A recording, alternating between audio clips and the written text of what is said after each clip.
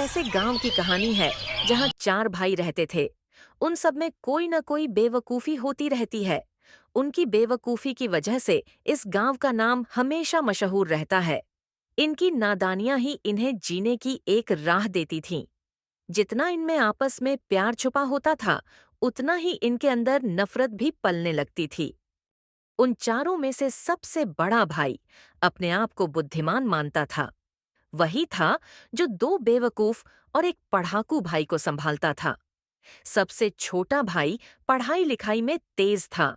उसी से सब पढ़ने का काम करवाते थे। बिरजू सबसे बड़ा था और श्याम अपने ही धुन में रहता था। मटरू थोड़ा पागल सा था। श्याम प्रेम पत्र लिखने में लगा रहता था और सबसे छोटा भाई मोनू, उसका तो कोई अता पता ही नहीं रहता था। न जाने किस दुनिया में खोया रहता था। एक दिन बड़ा भाई बिरजू अपने दोनों छोटे भाई श्याम और मटरू से बोला। अरे मटरू, तुमने आज मोनू को कहीं देखा है? सुबह से दिखाई नहीं दे रहा। नहीं भैया, मैंने आज सुबह से छोटू को नहीं देखा है। पता नहीं कहाँ है। अरे श्याम, तूने देखा है क्या? श्याम उस समय अपने प्रेम पत्र पढ़ने में लगा हुआ था, जो उसने अपनी प्रेमिका के लिए लिखा था। उसने बिरजू की बात पर जरा भी ध्यान नहीं दिया। तभी बिरजू ने पास पड़ी लकड़ी फेंककर उसके सिर पर हल्का सा मारा। श्याम को कुछ देर के लिए दिन में तारे दिखने लगे। अरे भैया, क्यों मारा? दिख नहीं रहा? मैं कितनी मेहनत से अपनी रसीली के लिए पत्र पढ़ रहा हूं। बस, तू यही करता रह। एक ये है जो पागल है, तू प्रेम में पड़ा है, और तीसरे का तो कुछ पता ही नहीं चलता कि कहाँ है। होगा कहीं अपनी किताबों के साथ। उसका क्या है, जब देखो तब पढ़ाई में लगा रहता है। श्याम फिर से प्रेम पत्र पढ़ने में लग गया। ये मेरी रसीली, मेरी प्रेम पूजा रन, तेरी मुस्कान से हर सुबह रोशन होती है। तेरे नाम से हर शाम सजीव हो उठती है। तेरे बिना मेरी धड़कनों का क्या मोल है। तू ही मेरी रूह, तू ही मेरा अनमोल है। तेरे लबों की मिठास मेरी रगों में उतर जाती है। तेरी आंखों की चमक में मेरी दुनिया समा जाती है। तू पास हो या दूर, मेरे दिल की हर धड़कन में बस तू ही तू है। अरे भगवान, इन तीनों का मैं क्या करूं? कहीं मिलकर मुझे ही पागल घोषित न कर दें। तभी एक साधु बाबा आ पहुंचे। उनके हाथ में एक कागज सा कुछ था। भिक्षाम दे बेटा, तेरी हर मुराद पूरी हो। बाबा, किस मुराद की बात कर रहे हो? हमारे पास है ही क्या जो हम मांगेंगे? बेटा, तेरी हर मुसीबत का हल है मेरे पास। तुम्हारे लिए ऐसी चीज है जो तुम्हारी जिंदगी बदल सकती है। ये सुनते ही तीनों भाई चौंक गए। उनके मन में ख्याल आया, आखिर ऐसा क्या है बाबा के पास? जल्दी बताइए बाबा, ऐसा क्या है जिससे हम अपनी गरीबी से छुटकारा पा सकते हैं? बाबा ने हाथ में पकड़ा हुआ कागज बिरजू को दे दिया। बेटा, ये कागज का टुकड़ा नहीं है। ये तुम्हारे पूर्वजों के खजाने का नक्शा है। अगर इसे पूरा कर लिया तो खजाना तुम्हें मिल जाएगा। बाबा, हमारे पूर्वजों ने कभी भी कुछ नहीं रखा है। यहां तक तो वो सब भीख मांग के गुजर बसर करते थे। कभी कभी तो वे सब भूखे ही सो जाया करते थे। तब उनके पास कहां से आ गया? उनको एक राजा ने दिए थे, जान बचने के इनाम में, और भी कई लोगों को। लेकिन बाबा, हमें तो कुछ समझ में नहीं आता। ये नक्शा कैसे देखे? जो इस गांव में सबसे बुद्धिमान है, वही इसका रहस्य समझ पाएगा। उसमें दुनिया का सबसे बड़ा खजाना छुपा है। ऐसा तो सिर्फ मोनू ही कर सकता है। वो दिन रात पढ़ाई करता रहता है। उससे ज्यादा पढ़ा लिखा इस गांव में कोई नहीं। सही कहा तुमने मटरू। हमें तुरंत उसके पास जाना चाहिए। तीनों मोनू को ढूंढने के लिए गांव की ओर निकल पड़े। बिरजू मंदिर के पास गया, मटरू चौपाल की ओर, और श्याम तो चाय की दुकान पर जाकर अपनी प्रेम पत्रिका पढ़ने बैठ गया। बिरजू और मटरू दोनों अलग अलग कहीं जगह लोगों से पूछ रहे थे, आपने मोनू को देखा है क्या? किसी के पास से मोनू का जवाब नहीं मिला, थक हार कर। कुछ देर बाद बिरजू और मटरू थक कर उसी चाय की दुकान पहुंचे जहां श्याम पहले से ही बैठा था। ये देखकर बिरजू और मटरू को गुस्सा आ गया। बिरजू दौड़कर श्याम के पास गया और उसे जोर से तमाचा जड़ दिया।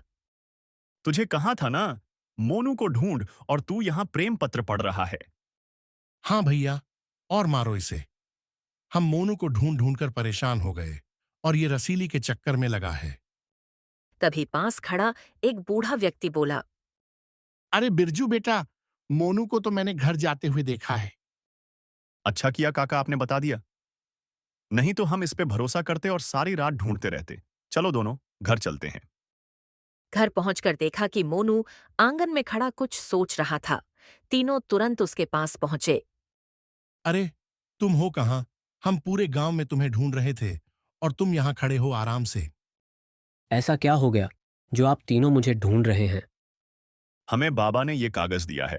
उन्होंने कहा इसे किताब के पन्नों में जोड़ दो तो पूर्वजों का खजाना मिलेगा। भैया, हमारे दादा परदादा तो बिल्कुल गरीब थे। उनके पास खजाना कहाँ से आ गया? बाबा ने तुम्हें बेवकूफ बनाया है। नहीं मोनू, पिताजी ने बताया था कि हमारे पूर्वजों को एक राजा ने उनकी जान बचाने के बदले कुछ खजाना दिया था। बाद में डाकुओं ने गांव पर हमला किया और बहुत कुछ लूट लिया। बचे हुए खजाने को हमारे पूर्वजों ने छुपा दिया था, लेकिन मरते वक्त उन्होंने किसी को जगह नहीं बताई। ठीक है भैया, मुझे वो कागज दो। मटरू ने कागज मोनू को थमाया। मोनू ने उसे देखा और तुरंत अपने कमरे में चला गया। कुछ देर बाद लौटकर बोला। हाँ भैया, ये सच है। ये पन्ना एक पुरानी किताब का हिस्सा है। अब मुझे पता चल गया है कि वो खजाना कहाँ छुपा है। भैया, खजाना गांव के किनारे वाली पहाड़ी के नीचे छुपा है। वहां एक गुफा है, लेकिन वहां का रास्ता कोई आसान नहीं है। सुना है कई लोग उस गुफा तक गए मगर कभी लौटकर नहीं आए। चाहे कुछ भी हो जाए, इस बार हम चारों भाई मिलकर खजाना निकालेंगे। भैया, जो आप सोच रहे हैं उसे पाना इतना आसान भी नहीं है। जंगली जानवर और सांपों से घेरा हुआ है वो गुफा। वहां का रास्ता मौत के बराबर है। हम वहां कैसे भी जाएंगे, भले मौत का सामना क्यों ना करना पड़े। जब खजाना मिल जाएगा तो मैं अपनी रसीली को सोने की चूड़ियां दूंगा। मैं अपने लिए सबसे बड़ा मकान बनवाऊंगा जिसकी छत पर तिरंगा फहराएगा। लेकिन याद रखना, ये खजाना सिर्फ सोना चांदी नहीं है। इसके साथ श्राप भी जुड़ा हो सकता है।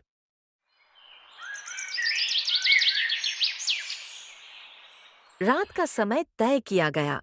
चारों भाई लालटेन, रस्सी और थोड़ा बहुत खाना लेकर पहाड़ी की ओर चल पड़े। आसमान में बादल छाए हुए थे और हवा में अजीब सी गंध फैली हुई थी। और साथ में बिजली की चमक के साथ उन सबको एक अजीब चीज महसूस हो रही थी, जैसे उनके साथ ही कोई चल रहा हो। जैसे ही वे गुफा के पास पहुंचे, जमीन हिलने लगी और अंदर से गूंजती हुई आवाज आई। लौट जाओ, ये खजाना तुम्हारे लिए नहीं है। भैया, ये कैसी आवाज थी? चुप रह, शायद ये हमारी परीक्षा है। गुफा के भीतर चारों ने कदम रखा। अंदर अंधेरा इतना गहरा था कि लालटेन की रोशनी भी कमजोर लग रही थी। दीवारों पर अजीब सी आकृतियां बनी थीं, कुछ राक्षस जैसी, कुछ इंसानों जैसी। अचानक मटरू की नजर जमीन पर पड़ी। वहां खून से लिखा था, जिसे लालच लाएगा वही यहां दफन हो जाएगा। भैया, ये जगह सही नहीं है। हाँ, लेकिन अब लौटना भी आसान नहीं है। गुफा के बीचों बीच एक बड़ा सा लोहे का दरवाजा था। मोनू ने नक्शा ध्यान से देखा और बोला। हमें इस दरवाजे पर अपना अपना खून लगाना होगा, तभी ये खुलेगा। खून? हाँ, यही करना पड़ेगा। चारों भाइयों ने अपने हाथ में थोड़ा सा कट लगाया और दरवाजे पर खून लगाया। जैसे ही खून छूटा, दरवाजा चर्र चर्र की आवाज के साथ खुलने लगा। अंदर लाल रोशनी चमकी और सोने चांदी के ढेर दिखाई दिए। चारों की आंखें चमक उठीं। देखो, खजाना! इतना सोना तो मैंने कभी सपने में भी नहीं देखा था। अब हमारी गरीबी खत्म। लेकिन तभी खजाने के ढेर से एक काली परछाई उठ खड़ी हुई। उसके हाथ में लंबा भाला था और आंखों में आग जल रही थी। वो गूंजती हुई आवाज में बोली। ये खजाना तुम्हारे पूर्वजों का नहीं, ये मेरा है। जिसने इसे छुआ उसकी आत्मा यहीं कैद हो जाएगी। भैया, यही वो श्राप हो सकता है जिसके बारे में मैंने कहा था। अगर हम खजाना छुएंगे तो जिंदा नहीं बचेंगे। लेकिन इतने सालों से हमने तकलीफें झेली हैं। ये खजाने पर हमारा हक है। बिरजू जैसे ही सोने का एक सिक्का उठाने लगा, परछाई ने गरजते हुए भाला फेंका। भाला बिरजू के पैरों के पास धंसा और जमीन फट गई। चारों भाई चीखते हुए पीछे हटे। भैया, जल्दी यहाँ से भागो, खजाना छोड़कर हमें अपनी जान बचानी होगी। सब भागकर गुफा से बाहर निकलने लगे, लेकिन गुफा का रास्ता खुद ब खुद बंद होने लगा। पीछे पीछे वो काली परछाई उनका पीछा कर रही थी। अचानक मोनू को नक्शे में बने चिन्ह याद आए, बरगद का पेड़ और पानी की लहरें। भैया, यहाँ से एक गुप्त रास्ता कुएं तक जाता है। हमें वहीं ढूंढना होगा। जैसे ही परछाई उन तक पहुंचने वाली थी, मटरू का पैर एक डीले पत्थर से टकराया और दीवार हिल गई। वहां से ठंडी हवा का झोंका आया। यही है गुप्त रास्ता। चारों ने उस गुप्त रास्ते से वे सब बाहर की ओर निकल गए। जब वे सब बाहर आए, ऊपर देखा तो वही बरगद का पेड़ और टूटा हुआ कुआं था। भैया, हम बच गए। लेकिन खजाना खाली हाथ रह गया। जेब से सिक्के निकालते हुए, इतना काफी है ये साबित करने के लिए कि वो खजाना सचमुच था। और इतना भी कि लालच इंसान को मौत के मुंह तक ले जा सकता है।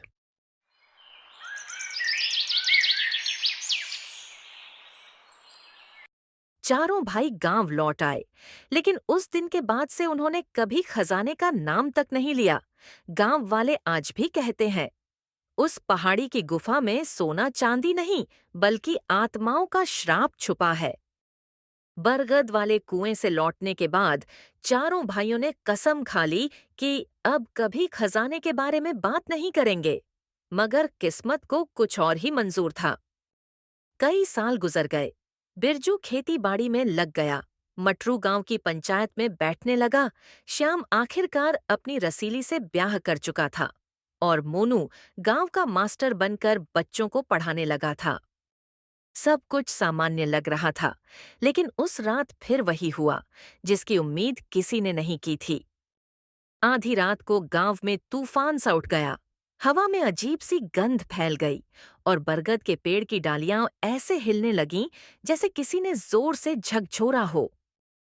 कुएं से अचानक औरत की आवाज गूंजी। सोना मुझे लौटा दो, लौट आओ, अभी खजाना अधूरा है। भैया, ये तो वही औरत है जो हमें उस गुफा में मिली थी। मटरू हैरानी से देखते हुए, लेकिन अब क्यों? हम तो वहां से खाली हाथ लौट आए थे। नहीं, हम खाली हाथ नहीं लौटे थे। याद है, भैया ने कुछ सिक्के रख लिए थे। शायद वही कारण है कि वो हमें बुला रही है। मतलब अभी वो श्राप को हमारे पीछे लग गया। भैया, आपसे यही गलती हुई है उस दिन। अब हम सबको उस कुआं के पास चलना चाहिए। चारों भाई कुआं के पास जाने लगे। कुछ ही देर में उस कुएं के पास पहुंचे। पानी लाल रंग में बदल चुका था। अचानक पानी में से एक औरत का चेहरा ऊपर आया। वो वही थी, खूबसूरत, लेकिन उसकी आंखें शून्य जैसी लाल और होठों पर खून की लकीर। वो बोली, तुम्हारे पूर्वजों ने जो हमसे छीना था, उसे लौटाओ, वरना तुम्हारी नस्ल हमेशा श्रापित रहेगी। हम सच जानना चाहते हैं, हमारे पूर्वजों ने क्या किया था?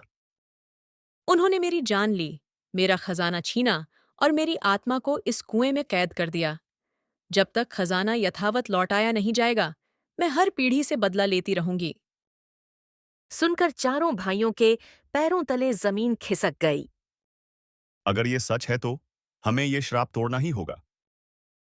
लेकिन कैसे भैया? वो तो आत्मा है, इंसान नहीं। और अगर उसने हमें खजाने की जगह फिर से फंसा दिया तो? एक ही तरीका है, हमें वही खजाना फिर से ढूंढकर इस औरत को लौटाना होगा। औरत ने अपने हाथ का इशारा किया। अचानक पानी में लाल लपटें उठीं और चारों भाइयों के पैरों तले जमीन धंस गई। अगले ही पल वे सब कुएं के भीतर खींचे चले गए।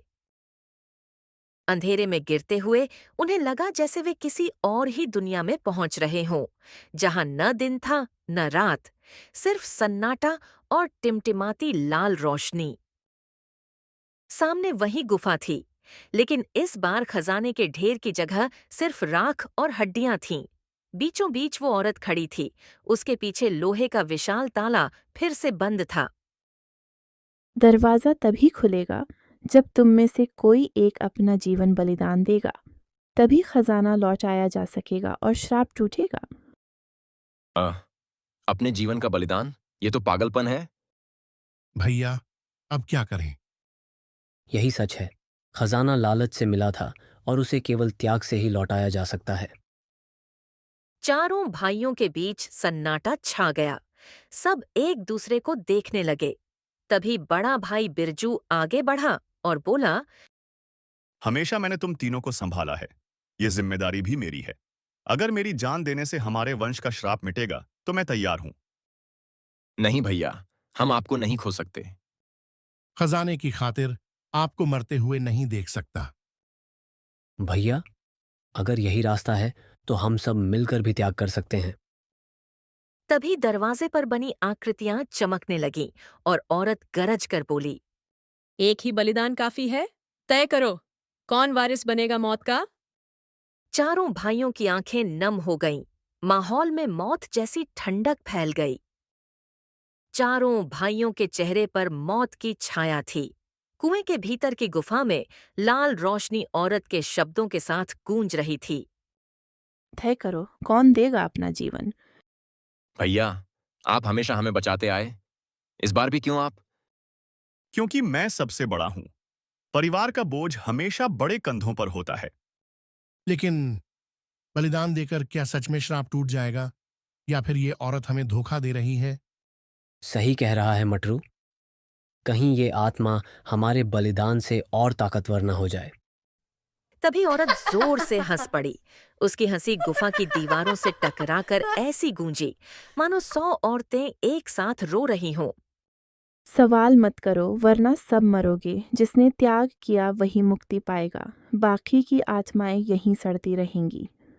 भैया, हम फंस गए हैं। तभी मोनू ने दीवार पर नजर डाली। वहां एक पुरानी लिपि खुदी थी। खजाना रक्त से नहीं, सत्य से लौटेगा। जो जान दे वो बंधन में रहेगा। जो सत्य दे वही मुक्त होगा। भाइयों, ये औरत झूठ बोल रही है। असली शर्त बलिदान की नहीं बल्कि सच की है। मतलब?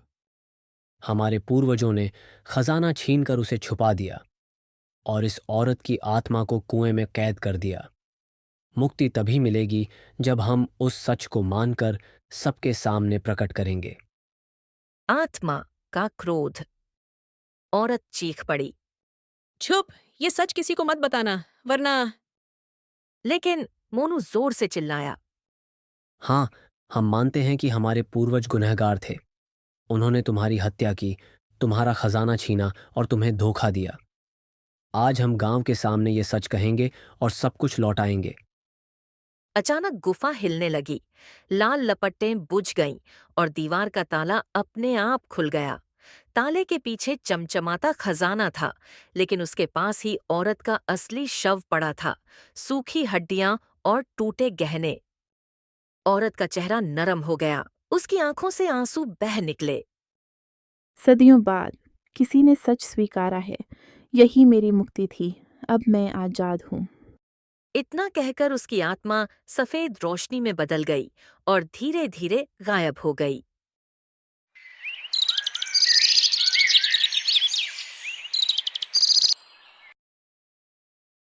अगले दिन चारों भाइयों ने पूरा किस्सा गांव वालों को सुनाया। उन्होंने खजाना कुएं के पास ही दफना दिया ताकि कोई लालच में न फंसे।